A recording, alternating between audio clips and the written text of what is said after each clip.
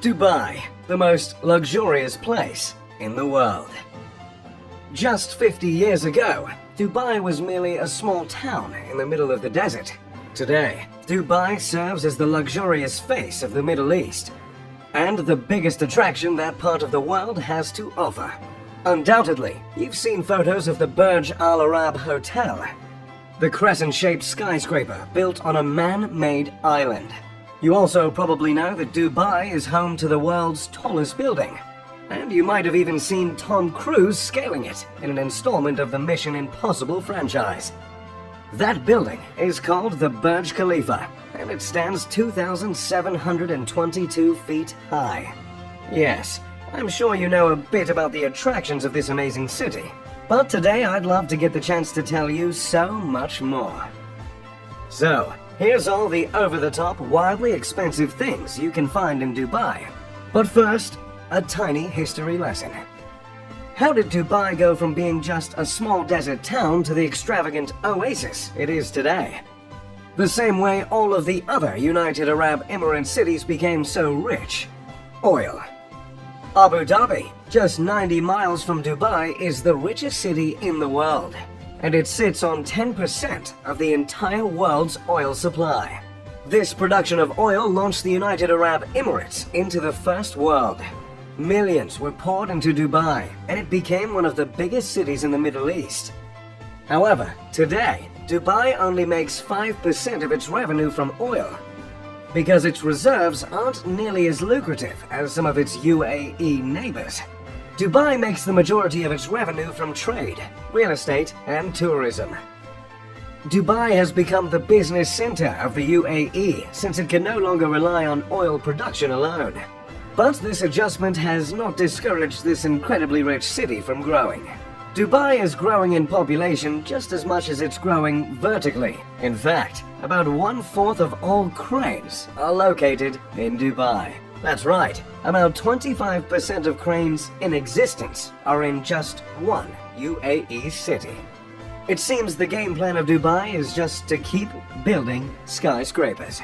Two of these skyscrapers are the aforementioned Burj Khalifa and the Burj Al Arab Hotel. The Burj Khalifa stands more than half a mile tall.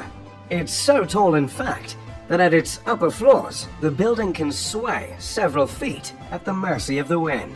This, however, was not overlooked by the architects of this massive building. The Burj Khalifa was designed in such a way that the sway would be too slow for the vestibular system in the inner ear to even notice. That's the part of the ear that provides balance if you happen to be unburdened by interference. The Burj Al Arab is a beautiful 5-star hotel, just hundreds of feet off the land.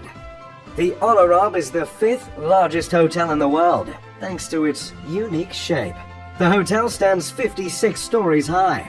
It is officially labeled as a 5-star hotel, but some have dubbed this stunning building with the highest remark of 7 stars. This 7-star label is up for debate, as the authority on the matter of luxury hotels has not been agreed upon. But 7-star or not, this hotel is truly magnificent. If you want to spend a night in the royal suite at the Al Arab, it'll cost you just over $24,000. The interior of the Burj Al Arab is adorned with around 1,790 square meters of 24-karat gold leaf. But even that can't touch the glorious views of the immaculate city and the picture-perfect Gulf. Along with extremely tall buildings, the city is keen on building man-made islands.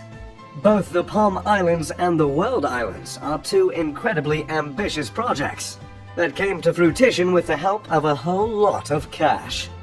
The construction of the Palm Islands not only cost $12 billion to build, but it also required 94 million cubic meters of sand.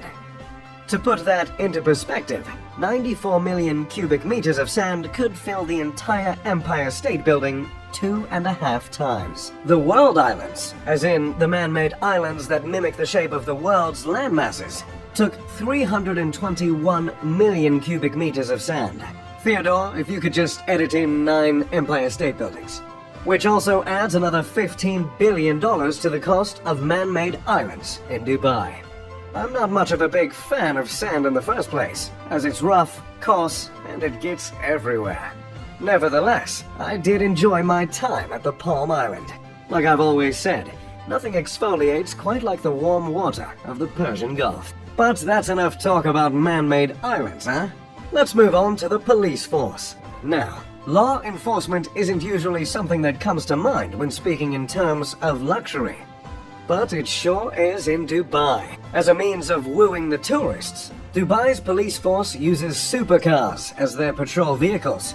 This includes cars such as the Ferrari FF, that goes for around $500,000. The Lamborghini Aventador, that goes for around $400,000. And my personal favorite, an Aston Martin 177, for the reasonable price of $1.79 million. Trust me when I say this, nothing makes a man feel more like James Bond than flooring an Aston Martin 177. Ooh, makes me want to take mine out for a spin right now. Anyway, using these spectacular cars is just Dubai being Dubai. But hey, Dubai is the 8th safest city in the world, so more power to them.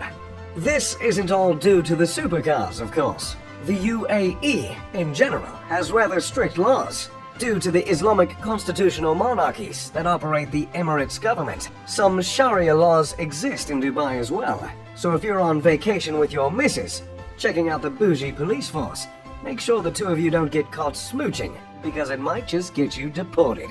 However, due to the extremely high amount of tourism, some places in Dubai are much more lenient. The serving of alcohol, for instance, would not be permitted in a traditional Middle Eastern setting. But it is in Dubai, in specific institutions, such as hotels and clubs. It is actually estimated that around 15% of Dubai's population are Emiratis, while the other 85% are from out of town. About half of the population is composed of the workers building hundreds of skyscrapers, which does make a little bit of sense considering the whole crane situation. Most of these workers are from India, Pakistan, and Bangladesh, which brings us to the more unfortunate side of Dubai. The class divide is quite big. Many of the immigrant workers live and work in less than ideal conditions, while Emiratis and the upper-class foreigners earn extremely attractive salaries. There really isn't much of a middle ground between the class divide in Dubai. But just like any country divided, there's always a sport to bring the people together. Well, that's the idea anyway. And in this case, this sport is camel racing. It's a bit of a sore subject for me, considering back in '96 I lost about 500,000 in a camel race to some sheik in Sharjah. But that was a different time. Camel racing in Dubai is almost equivalent to American football in the US. And Dubai's twist on the sport is that instead of children jockeys, they've began to use robots. You see, camel racing has a bit of a dark past. It used to be the case that small children would be forced to ride the camels, and that led to human trafficking. In less progressed areas in the Middle East, it still happens. But in Dubai, the children have been replaced with robots. And believe it or not, some of these little bots can cost up to $10,000. The camel that lost me that 500 grand was steered by a monkey. Now let's just move on from camel racing. In the future, Dubai has some rather insane plans in the works. Dubai is planning to build a completely climate-controlled area of the city that spans 4.3 miles.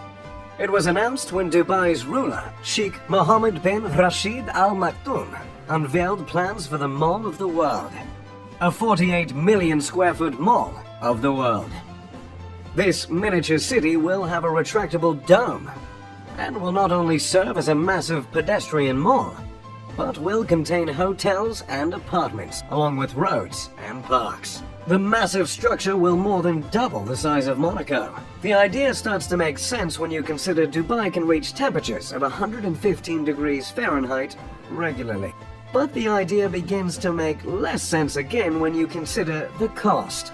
The cost has not yet been determined officially, but estimates have been made in the tens of billions of dollars. And keep in mind, the price tag would be much higher if the workers were not dreadfully underpaid. The Dome is planned to have 100 hotels and serviced apartments, totaling 20,000 rooms. It seems an audacious architectural feat. We've never known Dubai to aspire for anything less. Due to the speed at which Dubai has been growing, it never developed a standard address system. In fact, until 2015, instead of an address line on a mailing label, there was a space where residents could draw a map or write out specific instructions. Thankfully, they have established 10-digit numbers that serve as addresses, and I'm sure it's a whole lot easier to be a delivery driver in Dubai nowadays. So, that's Dubai for you. Oh, and I completely forgot. To top it all off, the mega-rich residents that live in Dubai don't send an ounce of their paycheck to the government. In Dubai, there is no income tax. Yet another feature that makes Dubai one of the most attractive places to stay on the planet. That's all I've got for you today. If you enjoyed the video, make sure to leave a like and subscribe.